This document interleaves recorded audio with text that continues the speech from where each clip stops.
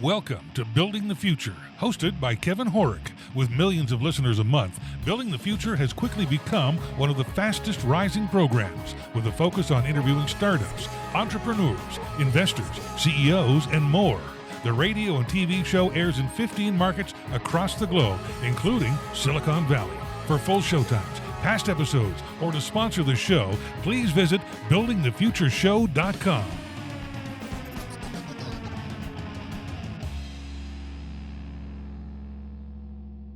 Welcome back to the show. Today we have Doug and Daniel, the CEO and CTO of Pebblebee. Guys, welcome to the show. Thanks, Kevin. Great to be here. Welcome. Thank you. Yeah, I'm excited to have both you on the show. I think what you guys are doing at Pebblebee is actually really innovative and cool. But maybe before we get into that, let's get to know each one of you a little bit better. Maybe Doug, since you're the CEO, maybe we'll let you go first. Maybe give us a little background on yourself, and then Daniel, I'll do the same for you. Yeah, sure. Thanks. So grew up in the Midwest in the great state of Minnesota, not far from Canada.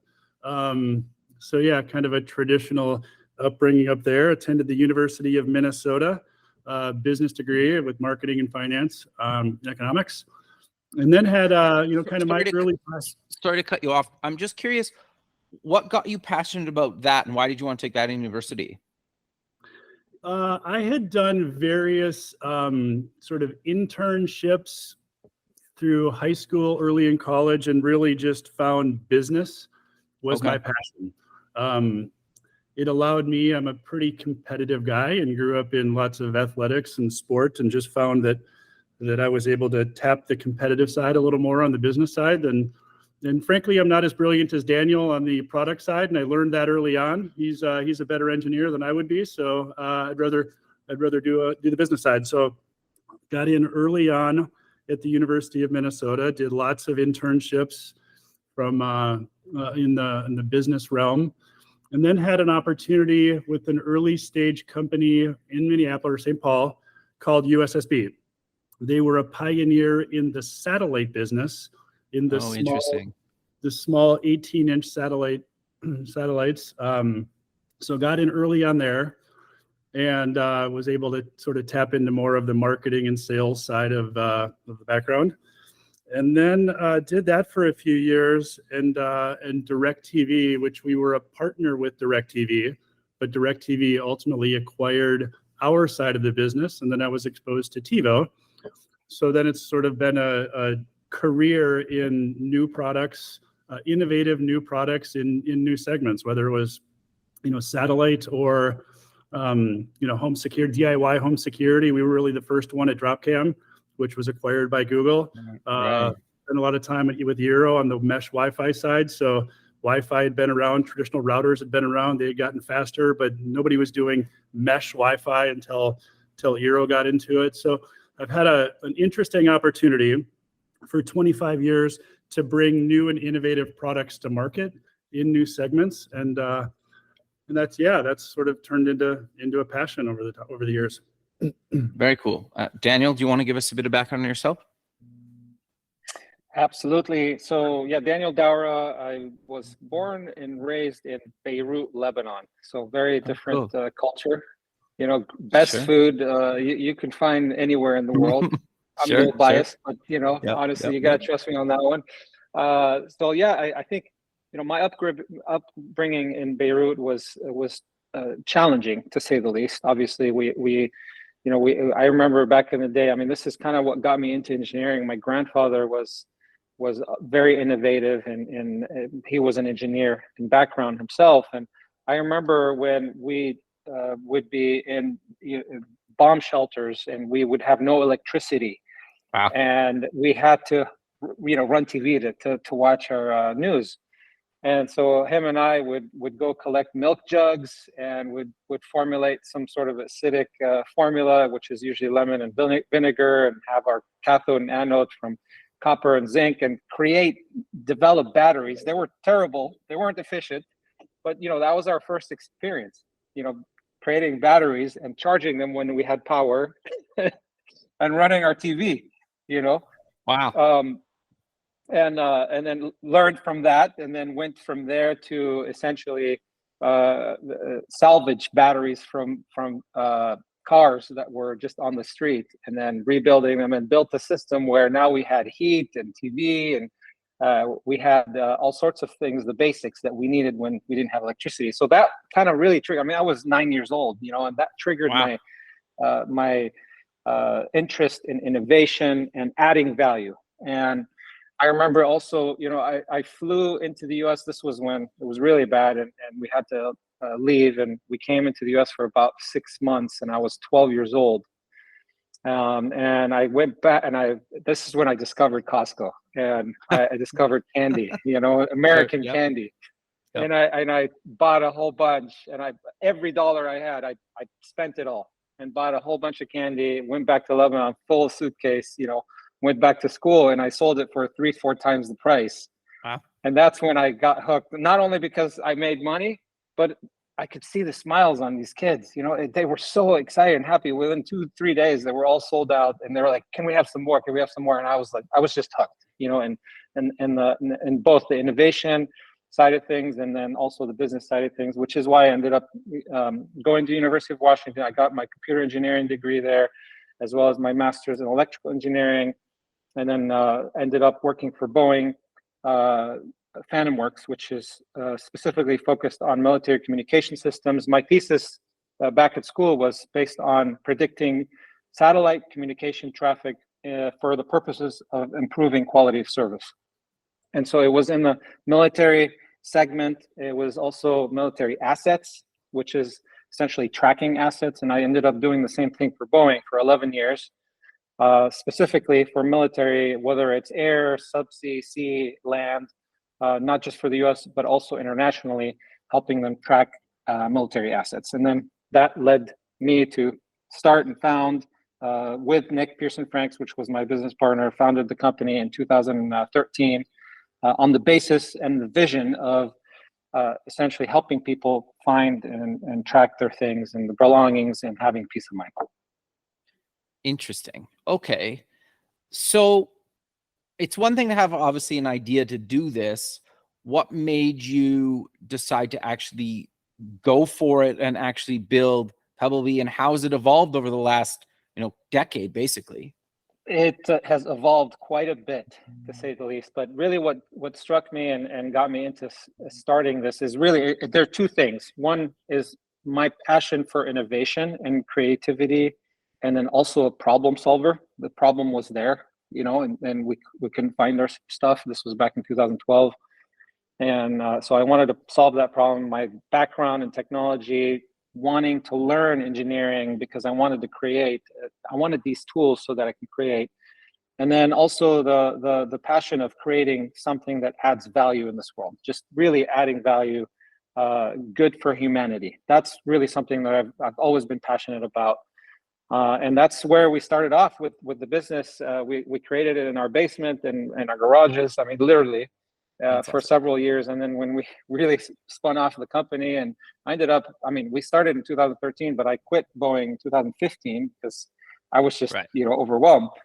So Nick and I started the company, and ever since then, we've always had this vision of having a cross-platform system where no matter what system you're using, iOS, Android, Amazon, whatever it is, Windows, it would work for you as a user, whether it's a consumer or business. The vision is always to create a unified cross-platform system that is sustainable and environmentally friendly, which is why in 2016 we started with rechargeability. And we're the only company in this space today that we have rechargeable products that work for, as long as 18 months on a single charge. And you don't have to go to the store and buy a battery, replace it, and waste time and have this peace of mind just be on pause. You could just plug it in, 30 minutes, 20 minutes, fully charged. You got a whole year left, on your device. Okay. So in the early days, you were basically building prototypes in your garage. Is that correct? Did I understand that correctly? Yeah. Actually, it was my basement and it was Nick's garage, but I was awesome. Focused on hardware, firmware, okay, which is essentially the software that runs on the hardware. Back then it wasn't like it is today. You didn't have ChatGPT, you know. You had to, Fair enough. you Yeah.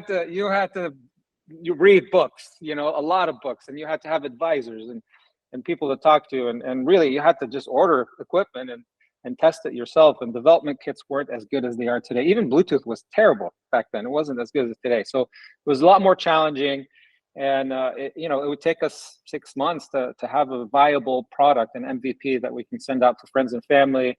I remember in Christmas of 2012 is when we gave out these gifts, and I mean, it looked terrible, but it worked, you know. And you can attach it to your keys, and you had to download this special app that we built. This was Nick. Nick was focused on app and software, and it worked, and it worked so good that in 2013 everyone's like, you guys got to do this. You got to, I mean, this is a money maker, you know. And you're not just that, you're going to add value to people, and you're going to give peace of mind and save people time. And so we did it, you know, in 2013, and we launched in late 2013. And 2014 we had good revenue, you know, we're profitable, and that led us to go out to angels, friends and family. Actually, one of our really close family friend is still our largest investor as a single entity person, and he invested in us and believed in us, and you know, we're here and thriving and growing today.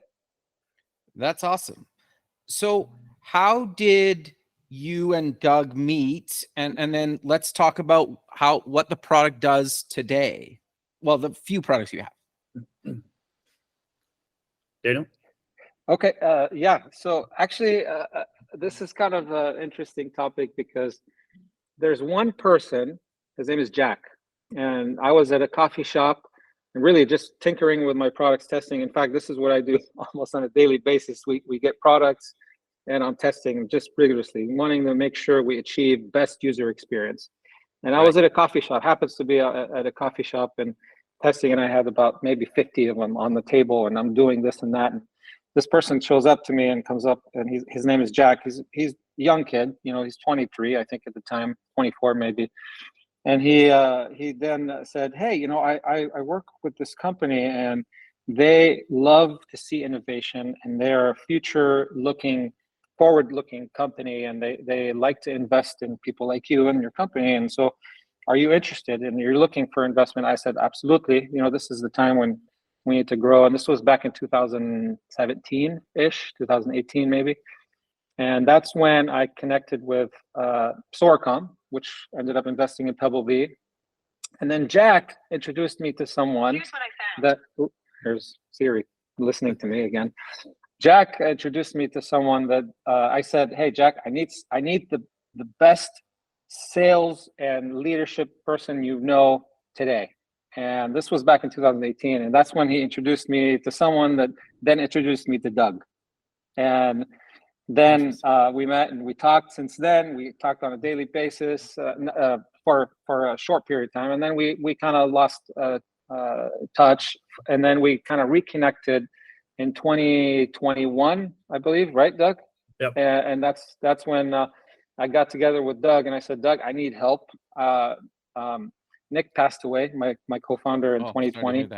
So I really needed help. You know, I took on a lot for a short period of time, for about a year and a half, and then I needed help, and that's when I reached out to Doug, and Doug said, hey, not only can I help you, I can help you raise some money too. Doug, you want to take it from there? Yeah, so we reconnected. I was with a really interesting company based out of Tokyo that's a go-to-market partner for U.S. brands, but also a distributor, manufacturer, publisher. So I'd spent a couple of years through COVID with SourceNext, investing in brands and helping them with a growth path for the Asian market, specifically Japan. And then after Daniel and I got reconnected, we recalibrated a bit of what I was doing. And after we did a bunch of due diligence, at SourceNext did a bunch of due diligence in Pebblebee, Daniel was in need of capital and sort of leadership help. And that was the model that we had at SourceNext prior. So we put it all together. We realized that Pebblebee was an amazing gem that had incredible product. Daniel and team are incredible product builders, innovators. um, and lots of patents behind it. So it felt like a really ripe opportunity to inject capital into the company, join Daniel, and then ultimately bring this new initiative, a new product to market, maybe in a different level than it had in the past. So that was about 2 years ago. And yeah, so Daniel and I guess I officially joined January of last year, and we sat down and realized this is an amazing category that is on a massive growth cycle due to other brands that have gotten into it, and awareness is better. But it isn't just about attaching to keys and wallets. It's about attaching to valuables.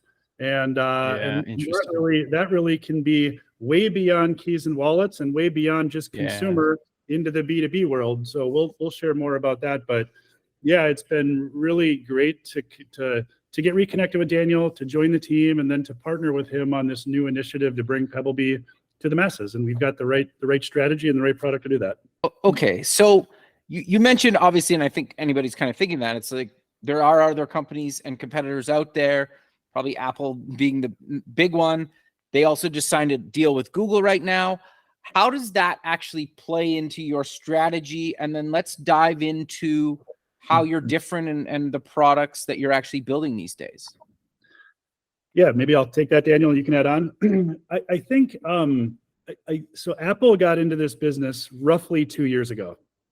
And other brands that were in this space, or all brands in this space, sort of had a choice to make. Apple has a platform. You can become a licensee and essentially partner with them, or you can go other directions. Daniel and folks at the time made the decision to partner with Apple. Others have gone the legal route. It was a great choice not to do that.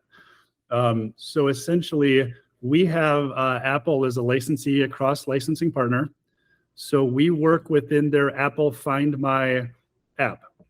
And back to Daniel's original plan was, how do you make this work for everybody? So today, and we'll get into it over time here, but we've got the only product that works on the native app for Apple, and soon to be the native app for Android with Google. That was an announcement that we made just a couple of weeks ago. So we're in a really unique position to solve for the consumer with the best product that works differently than others, but it also brings simplicity in that there's no other app you need to download. It just works with what you have in an environment you're already using. Sure. Well, and let's be honest, I think a lot of people have both ecosystems in the house, right? Not everybody has the latest and greatest iPhone, or one might have that and one might have an Android phone, or your kids might have your old phones or your Android phone. Like, right? Like, I think a lot of people have both devices kicking around these days. Is that fair to say? Yeah, I think that is fair to say. And yeah, so as we've sort of built out the strategy in some of these licensing deals with the major tech companies, the other thing that's paying off for us is when Daniel and I sat down after we got together here, it was realizing that if we try and sell this product like every other brand, we're probably not going to be as successful, because there's other brands that have 10 years in this business, and there's other brands like Apple that have a massive brand, massive distribution, and loyalty. So it was really about, how do we take products that are grounded in amazing patents, but take the team that we have and extend our products to other things. So this then opens up the world of B2B partnerships or enterprise.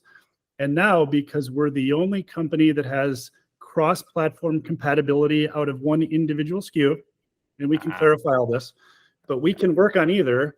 This device works on either, not simultaneously, but either. Then we can take that to partners, like you'll see skis behind Daniel. You know, we did a deal with Peak Skis, where now our discussion with Peak Skis was, if you're interested in a tracking solution, first of its kind, never been done in skis or in snow sports, we're the only one that when you sell it, it works with either the Android customer or the Apple customer. They don't have to version sets of skis, you know, they would never do that. So that's really taken the strategy of the company in a different way, where now it's opened up partnerships, B2B and enterprise, that maybe historically had not been part of the strategy. Okay, so I want to dive obviously deeper into the business side, but maybe let's start off with the consumer devices, and then let's work towards the business stuff and how they all kind of either tie together, and then do they keep going all the way through business, or is there like they're completely separate? Walk us through that. Okay, Daniel, you want to talk product? Yeah, I kind of want to tap back into what we were just talking about, is cross-platform compatibility and how we want to make sure that this is the best user experience for users. And so we don't want to focus on this is the only way it works and you have to use the Apple ecosystem. And this is the recent, I've also, I don't know if you know, if there was a recent proposal between Apple and Google for unwanted tracking. And there's a new spec that was proposed, and this was something that Pebblebee worked on as well, with Apple and Google. Yes, that's cool. Yeah, so we've definitely been working on this, and we're participating in this new spec. And what that means is that I can't say much now, but eventually you can see a unified system, and that is kind of our vision.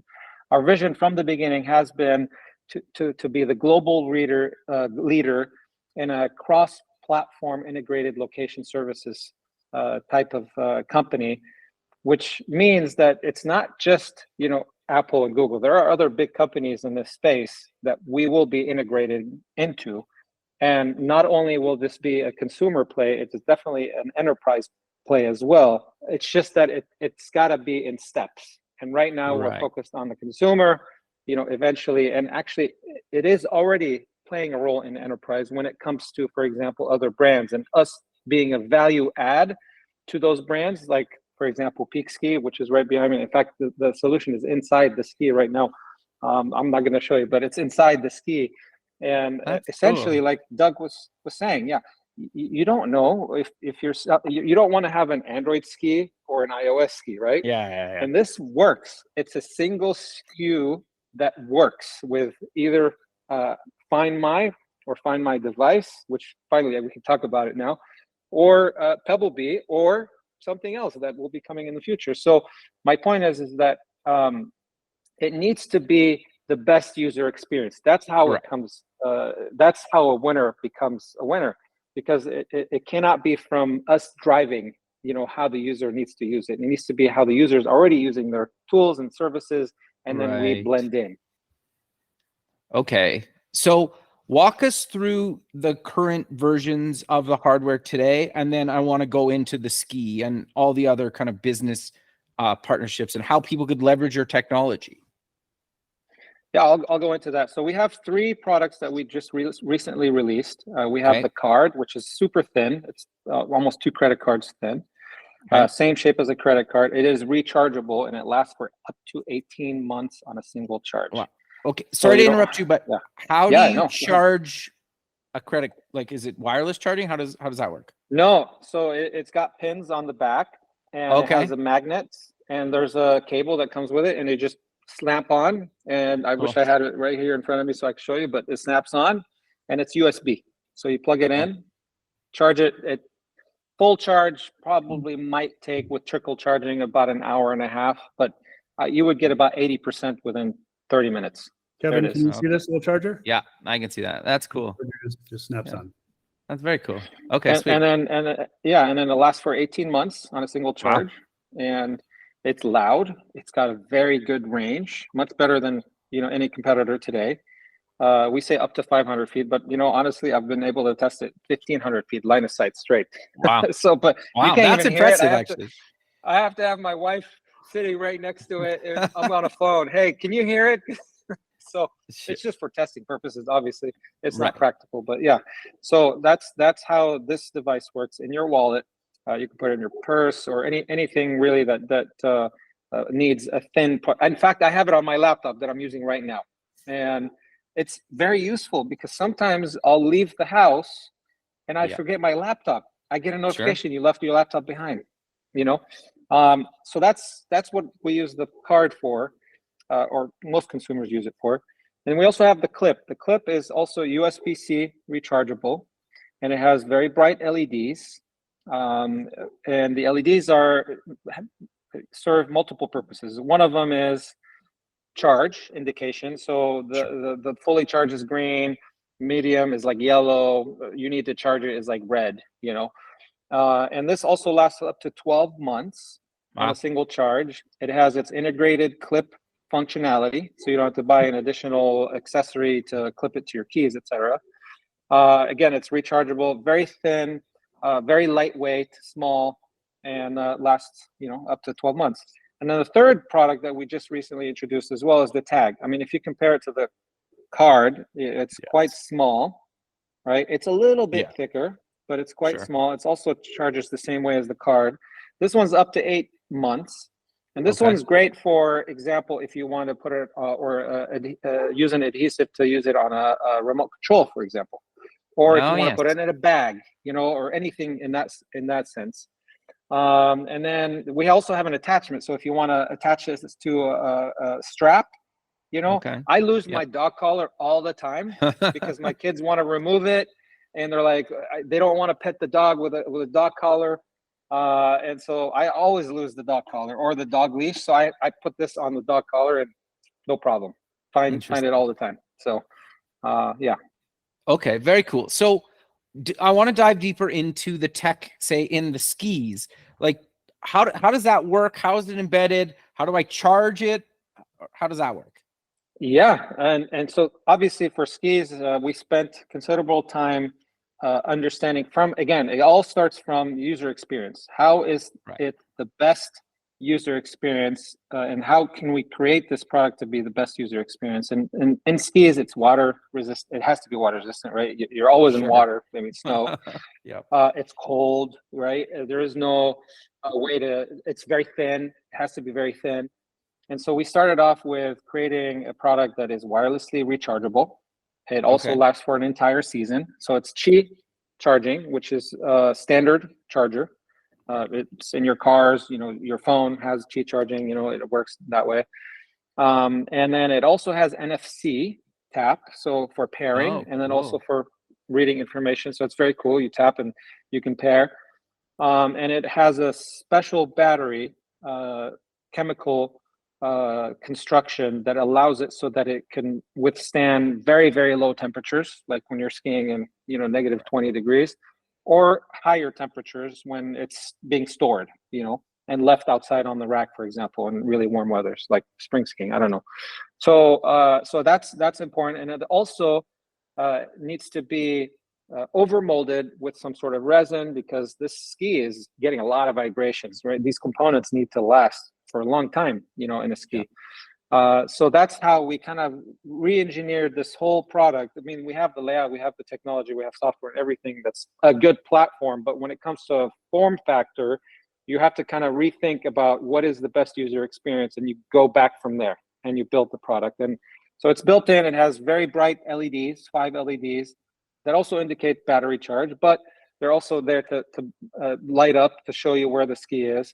And then there's also a rangefinder that would be used, for example, as a peak ski app that could also show you where and how far you are from your skis. If one of those skis gets unbolted from your boots and then goes somewhere in the snow, you know, in deep snow, and you got to find it. And that's one of the major problems you get when you're skiing back in the backcountry. Sure. So that's how it works. Totally. Very cool. So you also probably had to make it super light too, because obviously people don't want a ton of extra weight. So how did you worry about that and making sure that arguably people don't want to know, they want all the technology in their skis, but they don't want it to feel like they have any technology in their skis. Yeah. Well, actually, that's a very good point. A lot of people don't even want to know it's there. The technology, and some are very purist and they don't care. You know, hey, if I buy a $2,000 ski and bindings and it's stolen, whatever, you know, I don't want technology. But the majority do, especially nowadays. The majority do. And when it comes to weight, you know, on the ski, it's not that critical. When we're talking about a few ounces, it's not, you know, grams. I mean, a few grams. It's not that much of a weight. It's probably about an ounce or less, half an ounce maybe. It's not that big of a deal. What is a problem though is when it comes to, for example, golf clubs. And that's something that we've built. We have a partnership with Henry Griffiths. There it is. Only 3 grams. Wow. 3 grams that goes inside the golf butt, the shaft of the golf butt, and under the grip.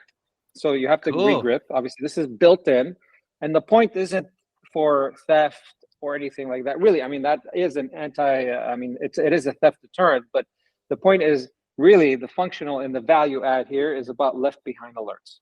Because when you're golfing, I mean, Doug golfs more than me, probably not enough, but a lot more than me. And when I golf, I'm always leaving my 9-iron or my wedge behind and moving to the next hole, and then not realizing until after the end of the next hole that, oh my gosh, my wedge is all the way back there. Right. And it happens because you carry 2 of them, and then you're putting and you leave it because you can't hold 2 at the same time. And you know, I've done that many times. Yeah. So see, so you know, you're wasting time. You know, it's just so that's the added value there. And to your point, in terms of weight, we had to redesign this whole entire form factor for golf clubs because it needed to be very lightweight. It needed to be rechargeable. How do you recharge something that's inside of a club? Well, it happens to be that we're serendipitously is that there's this little hole in the not the sleeve, but the grip, you know, on the tip of it. And the hole's purpose is that when you slide it through, air can escape from that hole. Right. And that's the only purpose, at least as far as I know. And so now you have an entry point. Yeah, there you go. But now you have an entry point where you can charge. So it's just a 2.5 millimeter charge port, and you charge it, and it lasts for, you know, a season. So yeah. Very cool. Okay, so do you have any other examples of how you've integrated hardware into things that aren't technically like smart or known to be smart devices? Well, I think the 2 examples there were really part of a broader strategy of embedding our tech into other things. So those are valuable items from skis to golf clubs. Totally. And now we're creating more value for those. So there's lots of other things, like even our golf club solution, you might imagine that goes pretty well in a bike handles. Sure.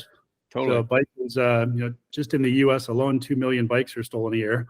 So whether it's luggage, bikes, there's plays in the automotive world.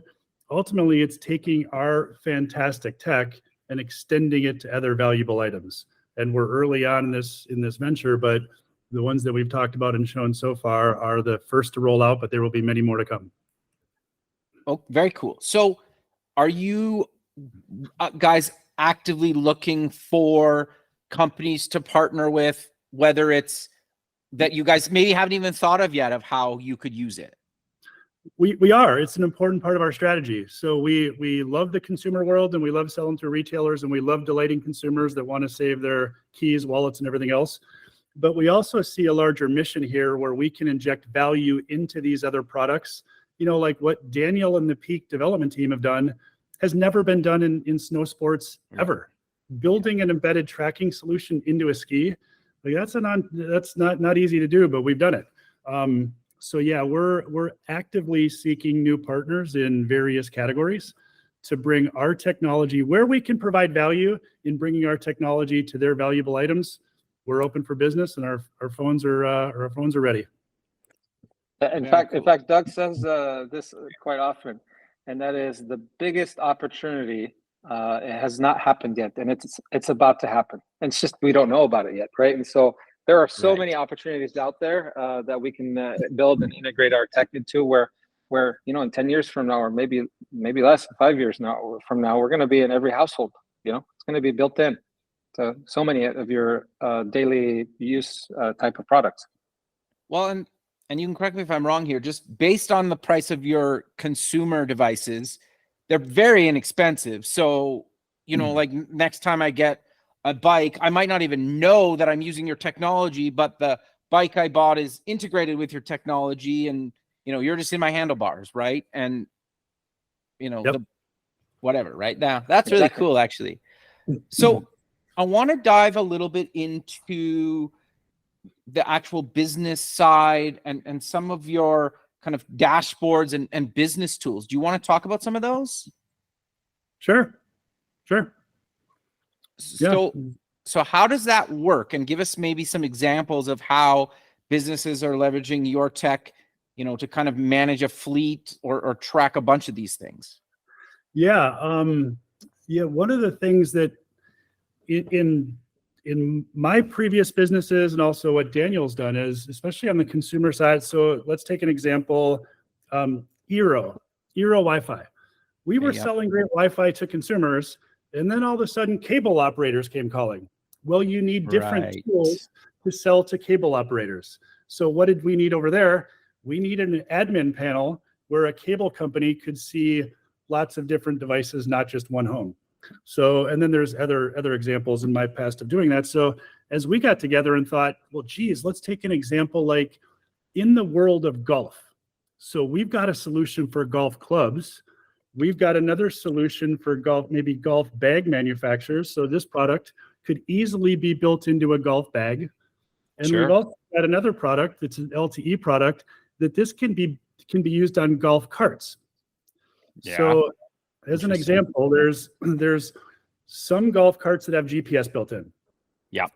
Those companies that provide GPS, it's $50 a month per cart, and they provide a dashboard, and there's tools that come with that. Well, for a far more economical solution, we have this that can be attached to the golf cart. So we built a dashboard. So now that golf course owner can see every golf cart where they are all through the course. And then the guy working the maintenance shack at the end of the night, I know because I was one of these at 16 years old, knows where the last two carts are when they're not in. So they know exactly where they are. Right. Interesting.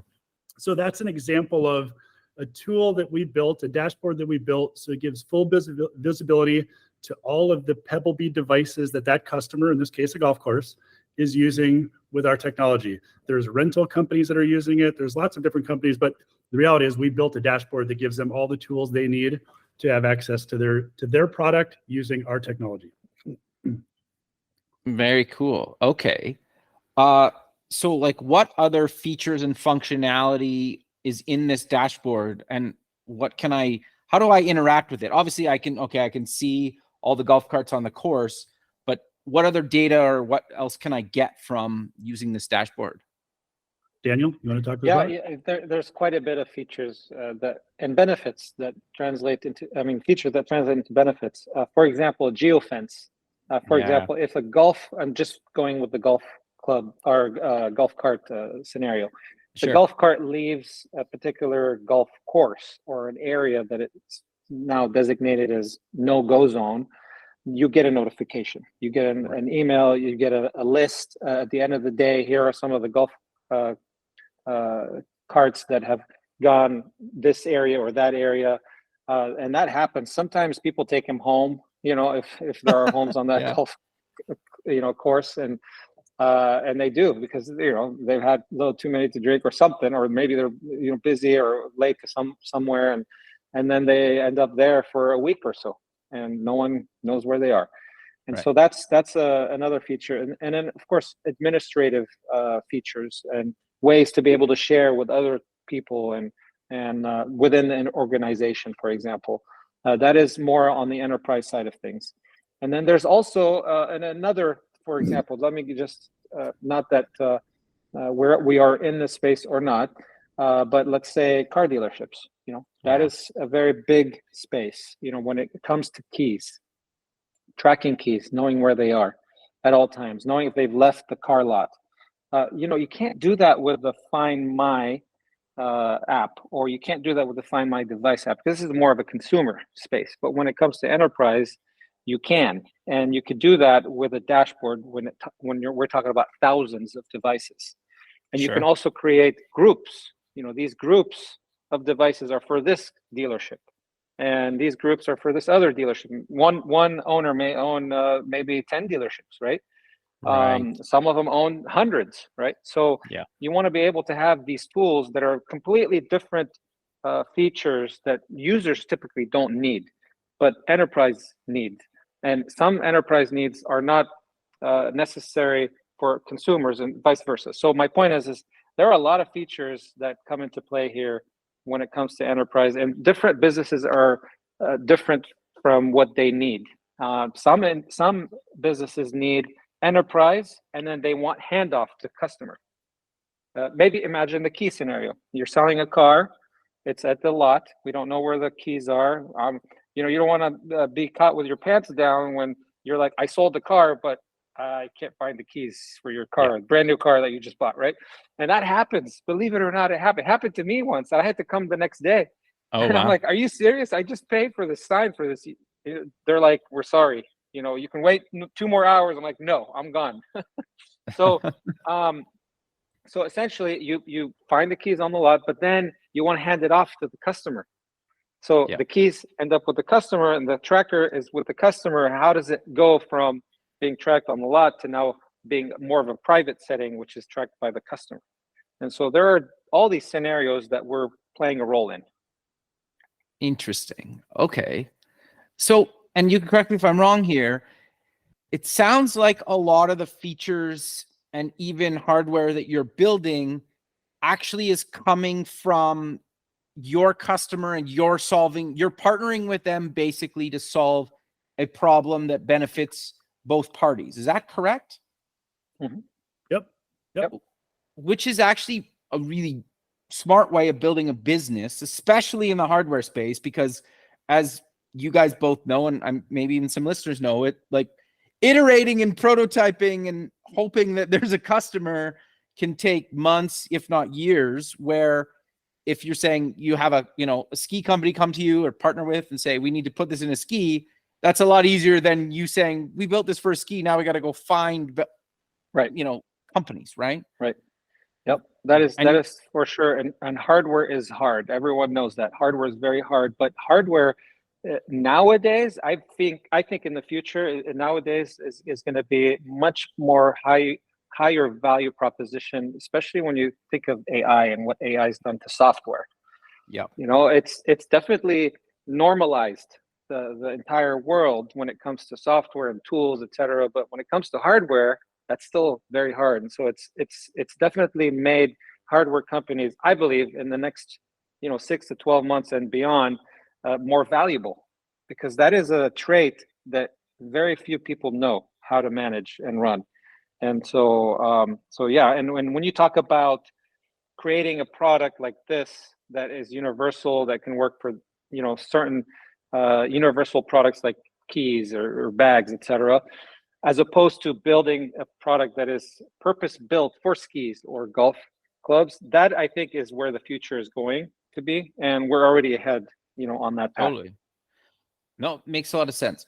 So I'm curious though, is obviously you've been doing this a long time, longer than some of your competitors, but how did you basically partner with these brands, including Google and Apple, that are arguably your competitors in part of your business space? Because let's be honest, anybody that's building hardware and or software would love to partner with some of these brands. So what advice do you give to people, and how did you guys do it? Because that's the golden ticket, right? That everybody's hoping for when they're building this stuff.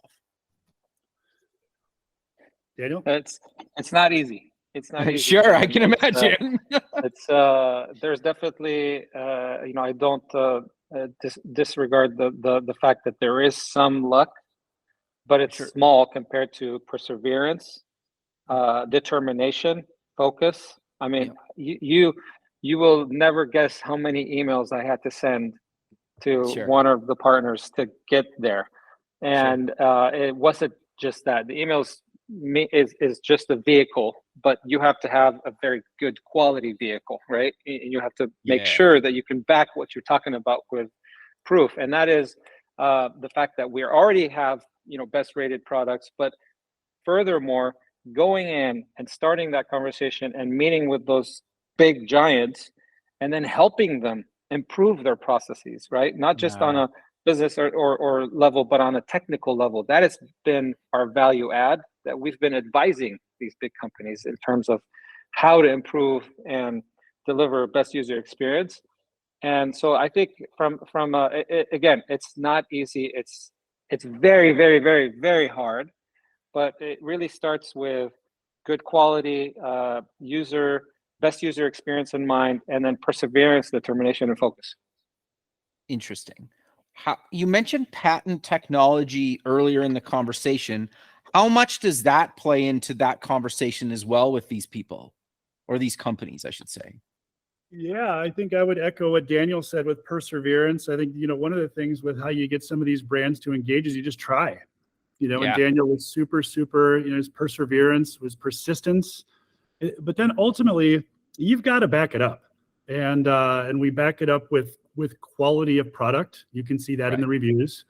And we own the fundamental patents on a lot of this. As an example, the ski technology behind Daniel, we own the patent for a tracking device in a ski.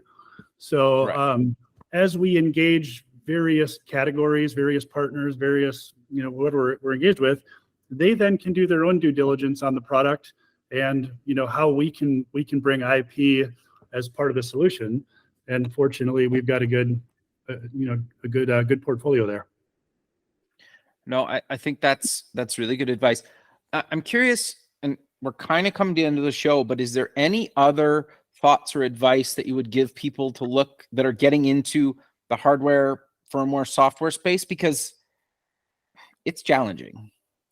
I'll talk about product perspective, but it's not cheap.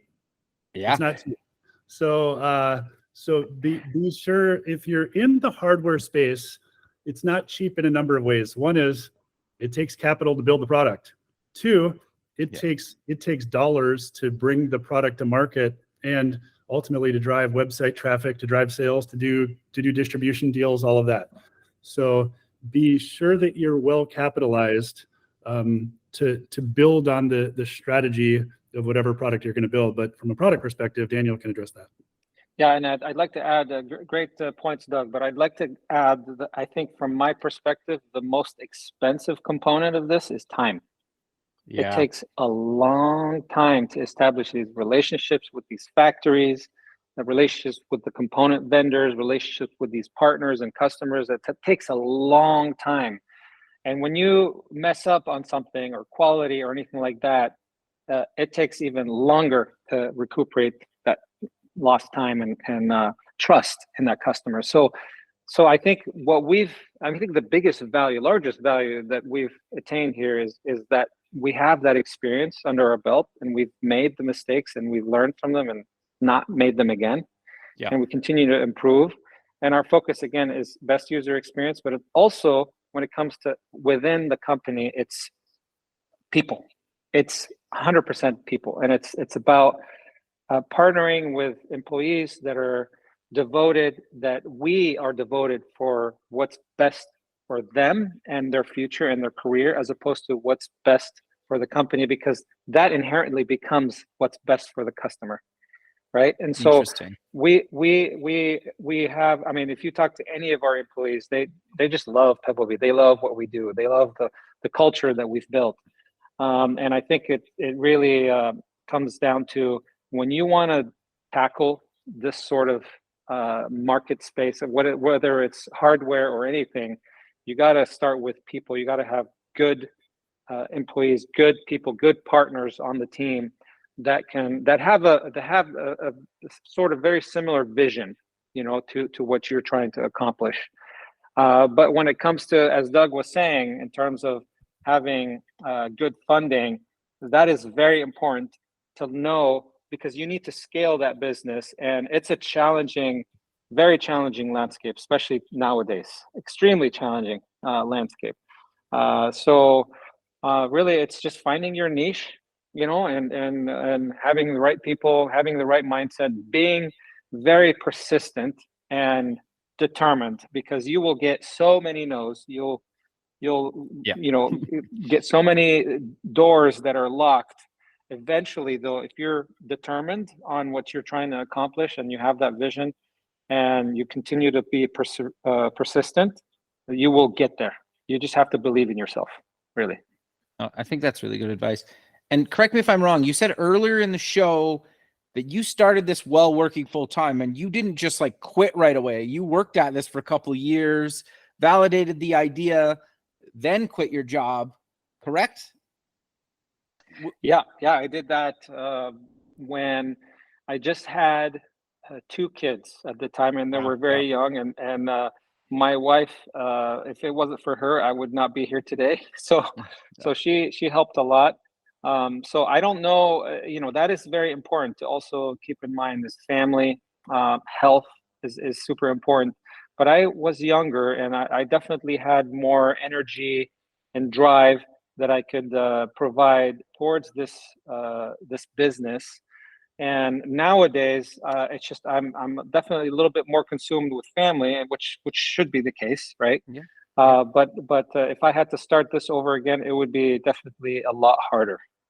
Having family, and just being honest with everyone, you really have to have a balance, and you have to make sure that that really health is most important, because if you're not healthy enough to do this, then you shouldn't even start, right? So take care of yourself, take care of your family, and then definitely have that passion and perseverance that can drive you to the next day, and on and so forth. No, I think that's really good advice. And just to reiterate, I think it's good to see somebody like yourself that didn't quit their job, because you hear that so much, that you have to be like all in day one or you're going to fail. And it's like, no, that's not always the case. And like, sure, if you can do that, sure. If you can't do that, you can still be successful and, not quit your job right out of the gate. Right. I think that's what I really wanted to get on top of that too. Yep. But I think I agree. Sadly, we're out of time. So how about we close with mentioning where we can get more information about you guys, Pebblebee, and any other links you want to mention? Yeah, pebblebee.com. We're available on amazon.com as well. And then, all of our social platforms we're on as well. So yeah, and any interesting brands could look us up on LinkedIn. But we would love to engage with any brand that's interested in injecting our valuable technology into their valuable products. And definitely look us up, Doug Beater and Daniel Daura, Daura, on LinkedIn, and connect with us. We'd be happy to take this further on. Perfect, guys. Well, I really appreciate you both taking the time out of your day to be on the show, and I look forward to keeping in touch with you, and have a good rest of your day. Great. Thanks, Kevin. Awesome. Thank you, Kevin. Thanks, guys. Thank you for the opportunity. Take care. Thanks. Bye. Thanks for listening. Please visit our website at buildingthefutureshow.com to join the free community, sign up for our newsletter, or to sponsor the show. The music is done by Electric Mantra. You can check him out at electricmantra.com, and keep building the future.